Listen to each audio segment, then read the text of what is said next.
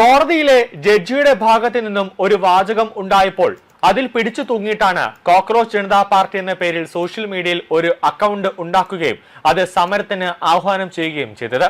NEET പരീക്ഷാ paper ചോർന്നതുമായി ബന്ധപ്പെട്ട് തുടങ്ങിയ സമരമാണ് അവരുടെ യഥാർത്ഥ മുഖംമൂടി മാറ്റിക്കൊണ്ട് ഇന്നലെ ഡൽഹിയിൽ പുറത്തായത്. സകലവിധ ദേശവിരുദ്ധ ശക്തികളും ഇവരുടെ കൂട്ടത്തിലുണ്ട്. അതിൽ ഒരാൾ ഇന്നലെ പാർലമെന്റ് തകർത്ത് തരിപ്പണമാക്കുമെന്ന് വരെ ഭീഷണിപ്പെടുത്തുന്ന വീഡിയോ എല്ലാവരും കണ്ടതാണ്. 100-ലധികം പോലീസുകാർക്കാണ് ഇന്നലെ പരിക്കേറ്റത്. ലക്ഷക്കണക്കിന് രൂപയുടെ പൊതുമുതലാണ് ഇവർ തകർത്തത്. അതിൽ പോലീസുകാരുടെ വാഹനങ്ങളും ഉൾപ്പെടും. വൈകുന്നേരത്തോടുകൂടി പാറ്റ സമരക്കാരുടെ പന്തലും മറ്റും സമ്പൂർണമായും പൊളിച്ചു നീക്കിയിട്ടുണ്ട്. ഇവർക്ക് സപ്പോർട്ടായി ചെന്നത് മലയാളികളായ കമ്മ്യൂണിസ്റ്റുകാരും മലയാള മാധ്യമങ്ങളുമാണ് എന്നുള്ളതാണ് ഇതിൽ ഏറ്റവും എടുത്തു കാണേണ്ട ഒരു പ്രധാനപ്പെട്ട കാര്യം. ഐഡന്റിറ്റി കാർഡ് കാണിച്ചിട്ട് പോലും പോലീസുകാർക്ക് മനസ്സിലാകാത്ത തനി ഏഴാം കൂലി കമ്മ്യൂണിസ്റ്റ് നേതാക്കന്മാർ CAA സമരകാലത്തും മറ്റു തെരുവിൽ കാണാമായിരുന്ന ആ ആളുകൾ ഉൾപ്പെടെ ഉണ്ടായിരുന്നു. ഇന്നലെ ഡൽഹിയിൽ കലാപത്തിന് ശ്രമിച്ചത് അവർക്ക് തന്നെയാണ്. തലസ്ഥാന നഗരിയുടെ വിവിധ പ്രദേശങ്ങളിൽ കോലാഹലങ്ങൾ ഉണ്ടാക്കാൻ മാത്രമാണ് ഇവർക്ക് കഴിഞ്ഞത്. സുരക്ഷാ സേനയുടെ സംയോജിതമായ ഇടപെടൽ മൂലം വലിയ പ്രശ്നങ്ങളിലേക്ക് പോകാതെ പിടിച്ചു നിർത്താൻ സാധിച്ചു എന്നുള്ളത് ഒരു വസ്തുത തന്നെയാണ്. പക്ഷേ ഇതൊരു ആസൂത്രിത ശ്രമമായ ഒരു ടെസ്റ്റ് ഡോസാണ്. പാറ്റ പാർട്ടികൾ പാർലമെന്റിന്റെ ഗേറ്റ് കടന്നു വന്നാൽ അവരെ വെടിവെക്കാൻ വേണ്ടി പൊസിഷനിൽ നിൽക്കുകയായിരുന്നു സൈന്യം ഉൾപ്പെടെയുള്ളവർ. ആ ഗേറ്റ് തുറന്നു വരുന്ന പാറ്റ പാർട്ടികൾക്ക് നേരെ നിറവൊഴിക്കുക അല്ലാതെ പോലീസിന്റെ ഭാഗത്തും CRPFന്റെ ഭാഗത്തും ക്വിക്ക് റെസ്പോണ്ട് ടീമിന്റെ ഭാഗത്തും വേറെ ഒരു വഴിയും അവർക്ക് ഇല്ലായിരുന്നു. എന്തായാലും പാറ്റ പാർട്ടിയുടെ അവരുടെ നേതാക്കന്മാരുടെയും കാര്യത്തിൽ ഇന്നലെയോടെ ഒരു തീരുമാനമായി.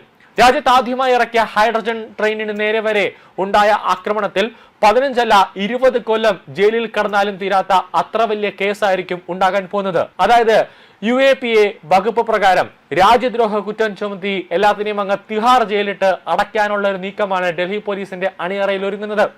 മാത്രമല്ല ഇവരുടെ ആഹ്വാന പ്രകാരം തെരുവിലിറങ്ങി കേസിലകപ്പെട്ട വിദ്യാർത്ഥികൾ ആരെങ്കിലും ഉണ്ടെങ്കിൽ അവർക്കും ഇനി കോടതി കയറി ഇറങ്ങി ജീവിതം തീർക്കാം. നേപ്പാളിലും ബംഗ്ലാദേശിലും കണ്ടതുപോലെ ഭരണകൂടത്തെ അട്ടിമറിക്കുക എന്നതാണ് ഇവരുടെ ലക്ഷ്യം. അതായിരുന്നു ഇന്നലെ ഡൽഹിയിൽ നടന്നത്.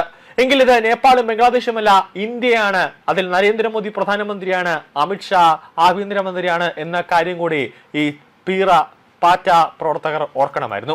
കോക്രോച്ച് ജനതാ പാർട്ടിയുടെ പാർലമെന്റിലേക്കുള്ള പ്രതിഷേധ മാർച്ചിനിടെ പോലീസിനെ മനഃപൂർവ്വം ആക്രമിക്കാനും അവരെ വധിക്കാനും ഒരു ശ്രമം നടന്നുവെന്നാണ് ഡൽഹി പോലീസ് ഇപ്പോൾ പറയുന്നത്.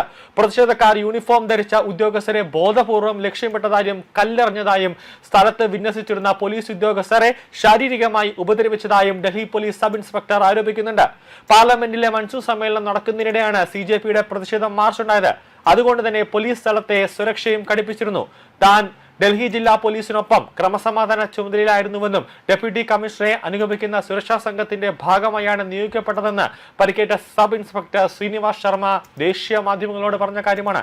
പ്രതിഷേധക്കാരുമായി സംസാരിക്കാനും സമാധാനം നിലനിർത്താൻ അവരെ പ്രേരിപ്പിക്കാനും DCP ശ്രമിക്കുന്നതിനിടെയാണ് ഒരു ഭാഗം പെട്ടെന്ന് ആക്രമാസക്തമായതെന്നാണ് പോലീസ് പറയുന്നത്. തന്നെ ആക്രമിക്കുന്നതിന് മുമ്പ് അവർ പോലീസുകാരെ പിടിക്കൂ, അവരെ തല്ലൂ, പോലീസ് കോ പകടോ ഓർ മാരോ എന്ന മുദ്രാവാക്യം മുഴക്കിക്കൊണ്ടാണ് ഈ പാറ്റ പ്രവർത്തകർ ഒരു കൂട്ടം പോലീസുകാർക്ക് നേരെ തിരിഞ്ഞത്. ജനക്കൂട്ടം പോലീസ് ബാരിക്കേഡുകൾ തകർത്ത് പോലീസുകാർക്ക് നേരെ എറിഞ്ഞതായും അദ്ദേഹം പറയുന്നുണ്ട്. DCPയെ സംരക്ഷിക്കാനും അദ്ദേഹത്തെ സ്ഥലത്ത് നിന്നും സുരക്ഷിതമായി ഒഴിപ്പിക്കാനും ശ്രമിക്കുന്നതിനിടെ ബാരിക്കേഡുകൾ കൊണ്ട് അടിയേറ്റാണ് ശർമ്മയ്ക്ക് പരിക്കേറ്റത്.